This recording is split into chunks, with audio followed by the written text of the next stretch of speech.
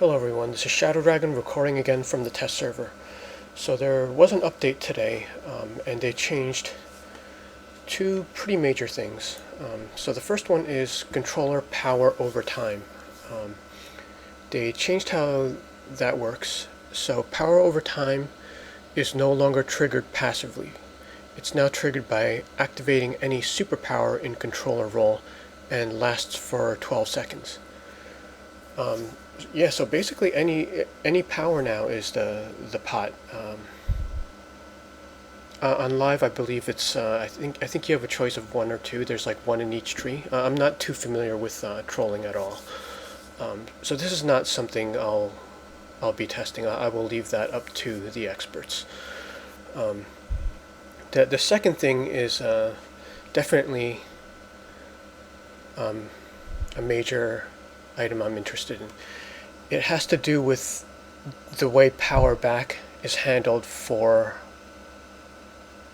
I guess every other role, and it's dealing with the three play styles that they're trying to promote and balance: hybrid, play from the tray, and weapons. So what they're doing now is there are two items where you could spend a skill point, and it's power mastery or weapon mastery, and it, depending on what you choose, it's going to control how power regen happens. So reading from the forums, players may choose power mastery to disable power regeneration from weapon attacks and gain increased passive power regeneration. Players may choose weapon mastery to decrease passive power regeneration and gain increased weapon damage, allowing you to effectively play with your weapons. So if you're going with play from the tray, you would pick power mastery. If you're going with a weapons only build, it's obviously going to be weapon mastery. And if you're hybrid, you're going to leave yourself as is and choose neither one. I think currently the interface allows you to choose both, but that's not something. They're not. This is just a small test. They're not going to let that happen if this goes live, because this is just a test still. But it does sound good on paper. Because one of my concerns with the revamp is that it doesn't really police or guide like the directions you can take. So like if we look at like these are actually two of the best things about the revamp. Like if you look at the powers, like everything open, no PowerPoints, no trees. So that allows for custom builds and all, and definitely a good amount of variety. However, the issue with this is there's less damage control than what we have on live, because on live we're limited with 15 power points, and of course you have to buy your way up, so not every combination is possible. On the revamp, this, like opening up everything, creates several times more combinations, which I imagine would eventually be a nightmare to try to balance, like even within one power set. And by the same token, if you look at the stat points menu, like this is a lot of total points, and then to a new player, this would be a lot of different stats as well. So again, trying to balance within this, there isn't the same damage control as on the live server, because I mean on live you're wasting points, but like if you did a wrong build, you would be limited to what you chose from, you know, tree by tree. Like this you can go in so many different directions. So at least this choice of power mastery and weapon mastery gives some direction. So that's definitely a good sign. So how am I going to treat this to start? Okay, so out of all the powers I've tested, what I'm noticing is I feel really comfortable with the powers I was using, like when I started DCUO. So, like if you look at all my videos, I'm obviously more comfortable with fire, sorcery, and ice at the moment, and I had some trouble with Celestial and Rage under the revamp. Because it wasn't hard for me to switch fire, ice, and sorcery back to my classic build. Because I would say I have about half of my DCUO time under the classic powers with no advanced mechanics. So yeah, it's going to be based on experience. And in the case of Celestial and Rage, because those were some of the newer power sets, everyone would have more experience under the advanced mechanics world than classic, because they were only classic for a very short time before they got their AMs. So no matter how long you were using those two, you definitely had more experience under AM. So for the ones where I have more experience under classic DCUO, I'm going to leave them hybrid for now, because that's probably the way I'm going to play them. So Alyssa and Shadow Dragon with fire, Cryogenics with ice, and Tachesis with sorcery. I'm not going to choose between those masteries. I'm just going to leave it blank. Because I was pretty comfortable with the last video I shot of Alyssa, and what I did was I didn't record this, but I went back and I basically retooled my ice and sorcery builds to be somewhat similar to fire. So it's kind of it's hybrid, but I would say it's probably more weapons heavy than power heavy. Okay, so for this video, what I'm going to do is I'm going to go back to Celestial and Rage, or maybe I only have time for one of them, because I'm trying to keep this short as well. So what I will do with one of those is pick Power Mastery, because with those two powers, I was leading in with a weapon attack, but I was attempting play from the tray after that initial attack, because that's how I play them on live. I do like weapons, so I just throw it in to start out.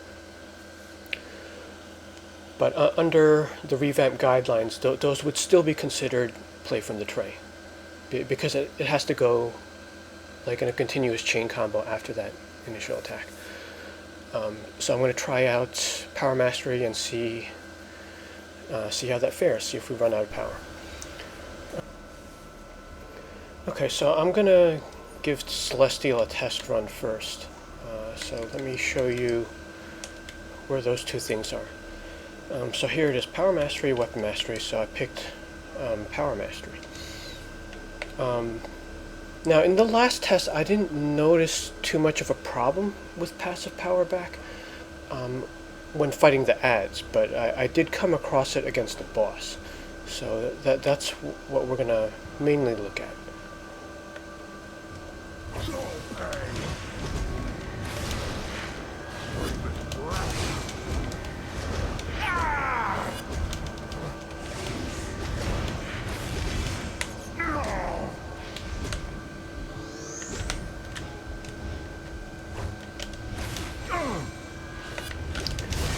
Now this is just a bit harder because they took away a lot of knockdowns. So basically the game is like a hack and slash now.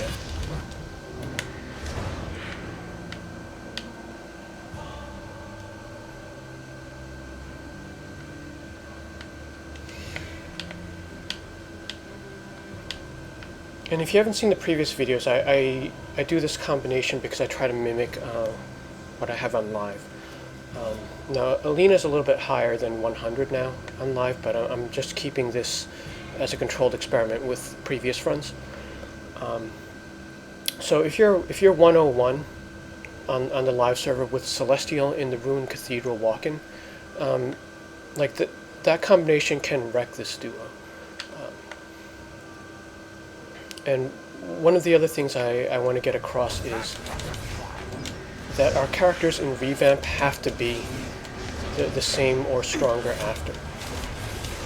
Otherwise, a lot of people are not going to be comfortable with this.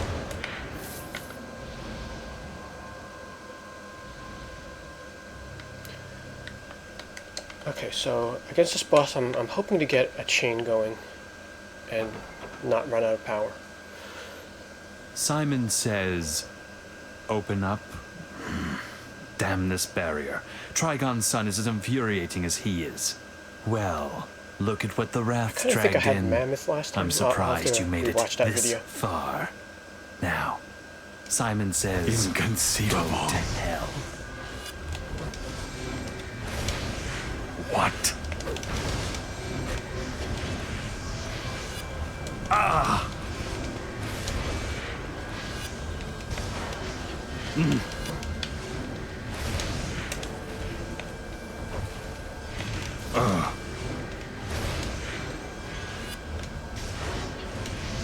Really?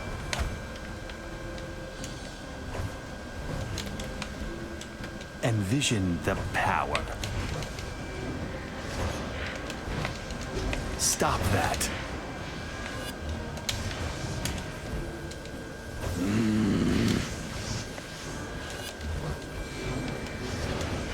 Stop it. Oof.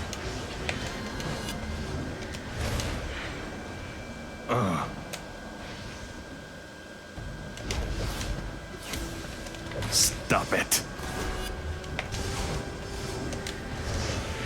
Really? Stop that.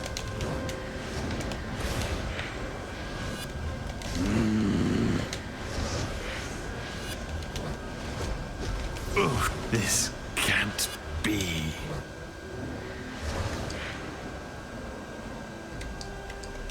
Okay, well, I felt power back was pretty good in that fight. Now, the nice thing about passive power back is there are going to be moments in the fight where you're like countering, blocking, or dodging.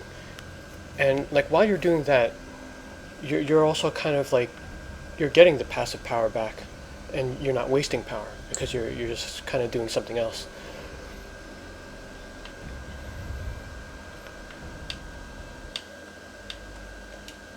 No begging will make me go easy. You will pay.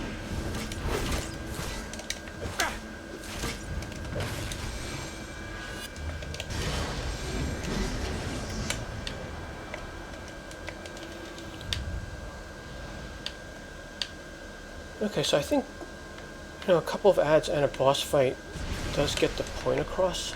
So I'm gonna let me switch to Rage, and I'll see. I think this is short enough to fit into one video. I'll just put some chapters in the description so you can skip ahead. Okay, so I'm back with Rage, and again I'm doing the lead in with the weapon and then play from the tray test. But this time I just wanted to demo chaining the combos with the new option deselected, and then I'm going to select it. Just so we could see if there's a difference. Alright, so I'm going to go together a few combos.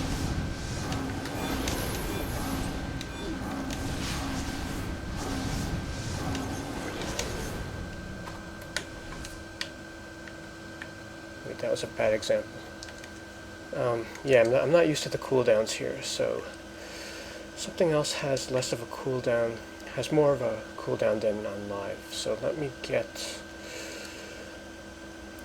put a fourth move in there. Okay, so full power again.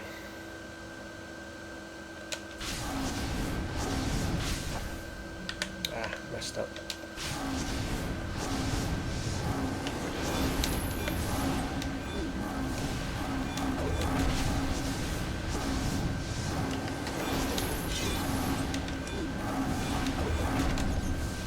And there, we ran out of power. Okay, now I'm gonna select Power Mastery.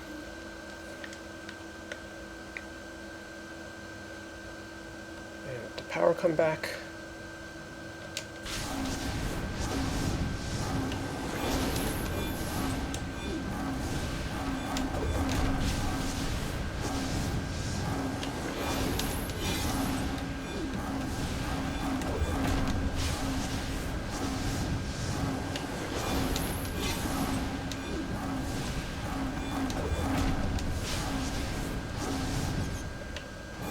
Okay, so that eventually ran out, but it lasted way longer than without it selected.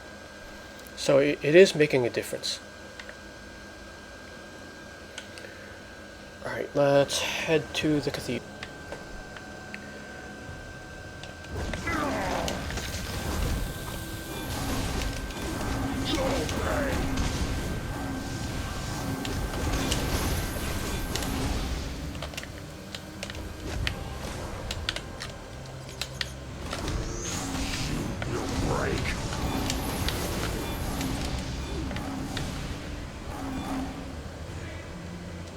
Alright, so I'm actually re-recording this segment because I DC'd before. And also I rolled Constantine as the boss. And like against him you have to counter a lot, so I wasn't really chaining. I wanted to demonstrate the chaining, and that just wasn't happening. Face my wrath. And the timing of some of these are a little bit different.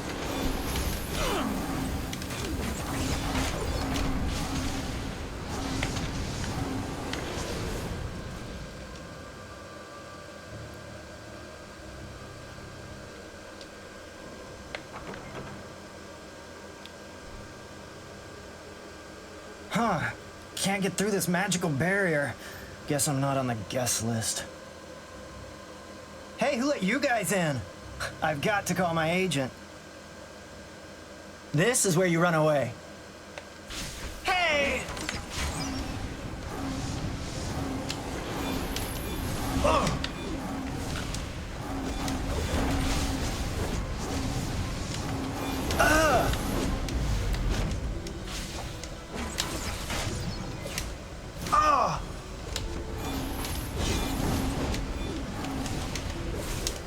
I get it.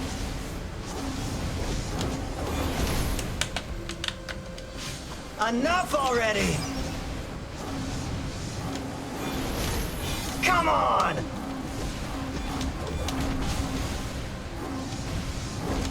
Ugh.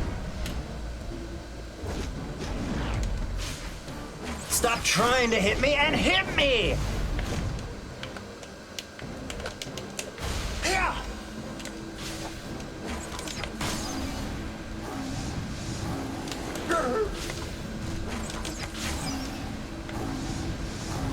Stop trying to hit me. Okay, this is not the best test either.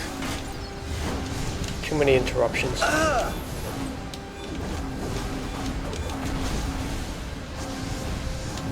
Hey!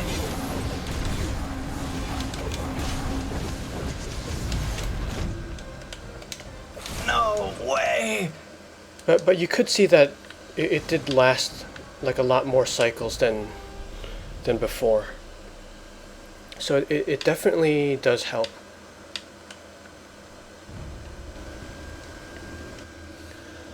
So I do like this change a lot. I think it helps play from the tray. So it's going to help those that are familiar with AM feel a little bit more at home, especially for Celestial and Rage. Some of the newer powers like munitions, you can even throw in Quantum. Like these powers probably existed longer under the AM era than they did under Classic. And I think Munitions actually was all AM era. Oh, and Atomic as well. So, I mean, I just tested the two that I was familiar with, but I imagine the same type of thing would carry over to the other powers. Something else that's worth mentioning is that I ran 2 lower tunes, so I didn't fill them up on all the test skill points. I put them at about 160, because that's where I typically am on live. Like when I'm 100, my characters are around like 160. So I just wanted to make that somewhat realistic. Because pretty much on the test server, I think we're testing like 160 to 230, so that's pretty high, probably compared to the average on live. So yeah, 160 with that new power mastery option selected. Didn't have too many problems cycling through just spamming powers.